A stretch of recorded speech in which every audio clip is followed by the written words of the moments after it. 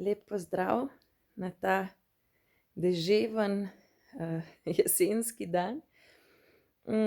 Odločila sem se, da bom zdaj naredila še en video na temo mikrovaskularne disfunkcije, pa na temo vazospastične disfunkcije.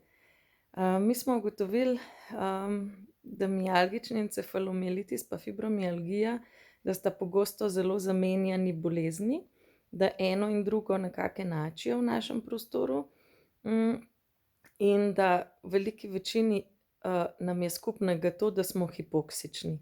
Naša tkiva ne dobivajo dovolj kisika, ne.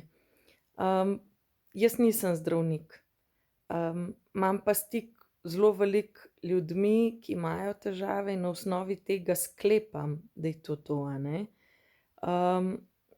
Vse, kar je do zdaj znanega, so hipoteze, tudi v zdravstvenem prostoru, tako da v vsakem primeru je cilj, da si pomagamo priti do boljšega zdravljenja in do boljših diagnoz, tako da nekako poskusimo ugotoviti, kakšne imamo mi neke znake, in potem zdravnikom predlagati, če nas lahko po neki shemi dajo naprej na določene preiskave, a ne. S tem namenom to zdaj govorim. Mi smo zadnjič govorili veliko o reakcijah, kjer je aktiviran histamin, o alergijskih reakcijah, o aktivaciji mastocitov, o histaminski intoleranci, pa o boleznih, kjer nimate dovolj encimov. Ampak do hipoksije lahko pride tudi iz zelo drugih razlogov, a ne. En od razlogov je, da imate na primer mikrovaskularno disfunkcijo. Vas bo bolelo pri srcu, to je zdaj tako trapast rečeno, ne bo vas bolelo pri srcu, ker srce ne boli, ampak vas bo tiščalo. Najprej vas bo tiščalo tukaj na sredi, pri grodnici, potem bo to se širilo v levo stran, taka čudna bolečina, sploh ne boste mogli določiti, kaj bi to bilo. Hudo tiščanje, tudi odzad pod lopaco vas lahko boli, lahko vas boli v čeljust, lahko vam pa seka v ramo. Ampak v vsakem primeru vas bo tiščalo, kakor da bi imeli eno skalo tukajle na prsih, a ne. Pa veste kaj, imeli boste ful čuden občutek, da je nekaj zelo, zelo narobe, predvsem pa vam bo skoraj sigurno poleg še slabo. Lahko boste imeli zelo povišan utrip, lahko boste imeli visok pritisk, telo bo pač odreagiralo zelo čudno. Zdaj povedati vam moram, da želodec pa srce sta oživčena od istega živca, a ne, tako da lahko, da vam je slabo od želodca, lahko vam je slabo od srca. Zdaj, tukaj pa nastane en problem. Zato, ker če ste vi mladi, pa nimate nobenih rizičnih faktorjev, se pravi, nimate nekih, ne vem, povišanega sladkorja, holesterola in ne izgledate preobilni, a ne, potem bojo rekli, saj gospa nima nobenih rizičnih dejavnikov, in vas ne bojo niti preverjali, a ne. Bojo rekli, imate histeričen napad, imate, ne vem, nervozni ste, anksiozni, take zadeve, a ne, panične napade zelo radi omenjajo, a ne, ni pa nujno temu tako. Lahko je res, lahko imajo prav, lahko pa ne, a ne, in to je treba preveriti. Zato ob takih trenutkih je zelo pomembno, da vi vztrajate na tem, da vam zmerijo troponin in didimer, a ne. To sta taka faktorja za strdke pa za infarkt. In zelo dobro je, če vam naredijo EKG. EKG v teh primerih je spremenjen, a ne, prav tipične imajo določene zadeve, ne vem, lahko je levokrčni blok, lahko so negativni T-valovi, vse sorte lahko, a ne. Kaj se dogaja pri tej bolezni? Vaše kapilare ne delajo, a ne, ne delajo dobro, na multiplih koncih so okvarjene in ne porinejo čez kisika. Vi ga imate čisto dovolj, ke vam ga na prstu merijo, ampak ne gre pa v tkiva. In če ne gre recimo v srce, vam nič ne pomaga, če imate vi v prstu dovolj kisika, ker ga v srcu ne bo. In boste pred infarktom, a ne. To se pa drugje kot na teh dveh preiskavah ne vidi. Pa tudi, če vam to najdejo, imate še zmeraj hud problem. Namreč teh stvari naprej ne preiskujejo. Ni nobene aparature, ki bi vam to našla. Meni polno ljudi govori, saj sem bil na ultrazvoku, vse je v redu, nič se ne vidi. Na ultrazvoku se tega ne vidi, veste. Dokler nimate nekaj res, res ful hudo narobe, se čisto nič ne vidi. Rečejo: "Saj sem bil na magnetu." Magnet nič ne pokaže. Magnet tega ne pokaže. To pokaže samo scintigrafija in še to samo, če nimate levokračnega bloka ali pa kakšne take zadeve.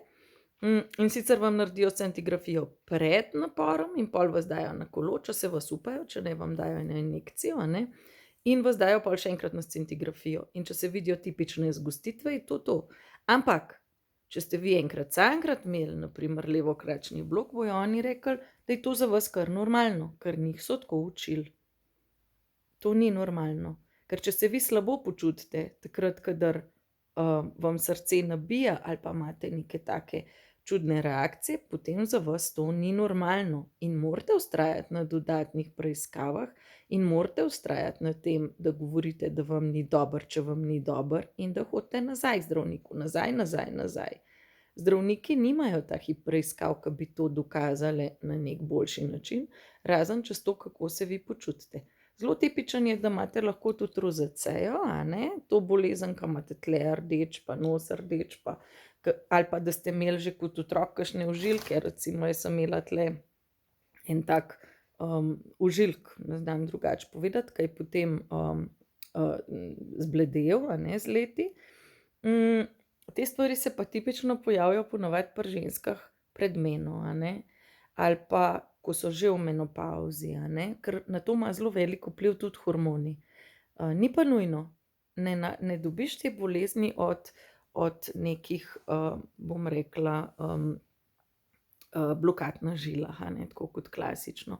Lahko dobiš tudi od bolezni vezivnega tkiva. Obstaja veliko bolezni vezivnega tkiva, prek 200 jih je, nekatere se da ugotoviti z gensko analizo, nekatere pa ne. Ena od zelo pogostih teh boleznih je Ehlers-Danlosov sindrom. To je tisto, a veste, ko imate preveč raztegnjene prste in tako naprej in celotno telo je preveč hipermobilno, preveč raztegnjena vezivna tkiva, take imate najbolj verjetno tudi žile v tem primeru. In ko ste starejši, a ne, to vam udarja na vse sorte, na migrene, na glavobole, na težave z očmi, na slabo pretočnost, bom rekla, tudi ostalih zadev, tudi solze, a ne, imate izsušene sluznice, tudi sline nimate, a ne, in tako naprej. Tako da te stvari vse vplivajo ena na drugo. Lahko dobite odstope steklovin od te bolezni, lahko dobite, predvsem ste pa stalno utrujeni, ker ste v bistvu hipoksični. Vaša tkiva ne dobivajo dovolj kisika. Zelo značilno za to mikrovaskularno disfunkcijo pa je tudi to, da se poslabša ob naporu. Se pravi, če vi nekaj hudo migate, a ne, boste slabši, ne boste boljši. Sploh pa, če je kakšen stres, pa če ste res orenk pretiravali, a ne, imajo pa živci dajo napačne signale kapilaram in kapilara še slabše presnavlja in ste še bolj hipoksični, a ne. Ni pa to psihična bolezen, to je zelo fizična bolezen. Ta druga bolezen iz istega sklopa je vazospastična angina, to pa pomeni, to je tudi sistemska bolezen, ni omejena samo na srce, ampak je po celem telesu, tako kot prej mikrovaskularna. In sicer imate spazme, krče v žilah. Ljudje, ki ste že tako nagnjeni h krčem, lahko se vam krči tudi žila, a ne. Se pravi, z lepega miru, tam, kjer je majčkeno poškodovana, se cela skrči se skupaj in ne dovaja kisika takrat. Vi se počutite kot pred infarktom, a ne, ampak značilno za te vazospazme je pa to, da pridejo pa grejo. Spazme imate lahko krče v velikih arterijah, v tej največji, a ne, lahko imate od tega tudi infarkt, lahko pa imate v kapilarah, a ne. Če imate v kapilarah, ta bolezen se recimo pojavlja tudi pri Ranojevem sindromu, ko imate čisto plave prste ali pa bele dobite, a ne, nekateri. Ta bolezen je lahko, ni nujno, lahko je v celem telesu. Lahko imate to tudi recimo na srcu ali pa kjerkoli, v glavi, v očeh, kjerkoli, a ne. Lahko je pa omejena samo na prste, ni to rečeno, da je to prav povsod, ampak lahko pa je. In ljudje, ki se recimo, značilno je, da se to ne dogaja med naporom, ampak potem, ko se že umirite, pravijo ljudje, da sredi noči jih nekaj napade, kot da bi ne morejo dihati, ne morejo, dušijo se, imajo občutek, da imajo infarkt in potem kar naenkrat mine in so boljši, a ne. V teh primerih, če imate te dve angini, lahko dobite pomagala, lahko dobite take tablete, ki vam širijo žile, lahko dobite tudi nitrosprej za podjezik, vi si ga špricnete in boste takoj boljši, pri obeh boleznih, a ne, pri spazmih sploh, pri mikrovaskularni disfunkciji boste pa vsaj 50% boljši, vas bo manj tiščala, ne. Pri tej mikrovaskularni disfunkciji je tudi značilno, da včasih mesece in mesece od enega napora ne morete nič. In potem šele kasneje, ko počasi se izboljšuje. Medtem ko pri vazospazmih pa sploh ni tako. Enkrat boste ful v redu, super boste, pa vas bo kar naenkrat zagrabil krč, a ne, ki bo tudi potem minil in vi boste boljši, a ne. Potem se ti dve bolezni razlikujeta. Bi pa mogoče tukaj omenila samo še to, da karkoli v zvezi s srcem vi imate, a ne, tudi če recimo ne morete vdahniti ali pa vas špika, je to stvar za na urgenco. Ne se pustiti prepričati, da je to fibromialgija, a ne. Če recimo vi ne morete do konca vdihniti, pa samo plitvo dihate, kaj pa, če imate strdke, a ne. Recimo ena zelo taka pogosta bolezen, ki jo zamenjujejo s fibromialgijo ali pa mialgičnim encefalomielitisom oziroma je del tega, je podbolezen, je antifosfolipidni sindrom, kjer pa telo v bistvu napade svoje lastne fosfolipide in je kri zato gosta, se vam zgošča, tvori strdke. Lahko pa imate tudi od kakšne druge bolezni strdke, na primer zdaj v te aktualne novega virusa, a ne, imate tudi lahko strdke. In je treba nujno v tem primeru, če vi plitvo dihate, pa če ne morete do konca vdahniti, nujno iti na urgenco, pa naj vam preverijo D-dimer. In če še zmeraj ne morete dihati, naj vas dajo na CT, vztrajajte pri tem, a ne. Moj sin je imel pri 680 D-dimerja, kar je komaj kaj povišen, multiple mikrostrdke v pljučih, a ne. Tako da ni rečeno, da imate antifosfolipidni sindrom, pa imate vseeno kakšen virus, ali pa imate mogoče kakšno drugo bolezen, ki ravno tako povzroča te nagnjenost k strdkom, bom rekla, ker teh bolezni je res veliko in jih res slabo poznajo. Zato morate sami zase poskrbeti in zahtevati določene preiskave, takrat, kadar se vi slabo počutite in kadar čutite, da to ni to, kar so vam zdravniki rekli, a ne. Poleg teh stvari bi vam rada samo še to rekla, vedno poslušajte sebe. Če vam telo reče, da je nekaj narobe, je to narobe. Vaše telo je 100-krat boljše kot vsaka mašina, morate se poslušati, morate hoditi nazaj. Tudi če vam rečejo, da je vse v redu, pa vi slutite, da ni vse v redu, a ne, da je nekaj narobe, vi pojdite nazaj, ker nimajo mašin za te bolezni dobro diagnosticirati. Če bi jih imeli, a veste, bi vi že zdavnaj imeli ta pravo diagnozo postavljeno, to od podbolezni, ki vas spremlja, zaradi česar ste hipoksični, zaradi česar ne dobite dovolj kisika od tkiva.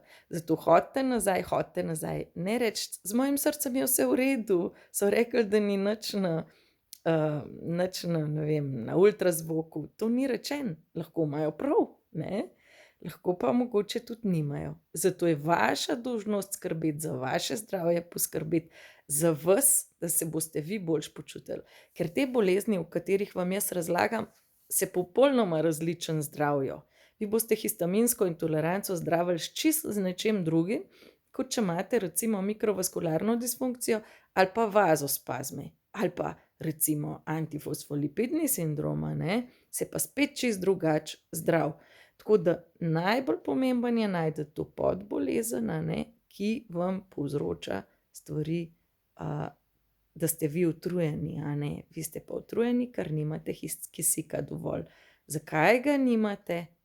To morate pa pogruntati sami. Zato smo pa tukaj, da si pomagamo med sabo, da se podpiramo, da se čirapamo, da včasih tudi namignemo na kakšna stvar, kaj bi lahko bilo, a ne.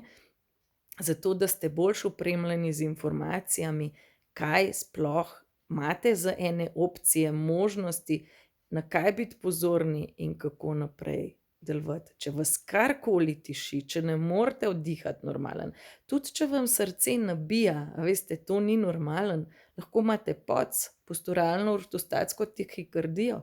Če recimo vi ne morete, se vam zelo vrti, kadar vstanete, a ne, lahko da imate to. Ampak o tem pa o Ehlers-Danlosu bom pa več v kakšnem drugem videu, da ne bom zdajle predolga. Bodite fajn, pocrklejte se, privoščite si kaj lepega, takega, ke vas veseli, pa vseeno, a je to muzika, a je to pogovor z nekom, ke ga imate radi, a je to samo en kafe ali je pa, ne vem, da se pocrkljate z enim od vašim ali pa s kom kaj lepega rečete. Bodite fajn, ajde, pa.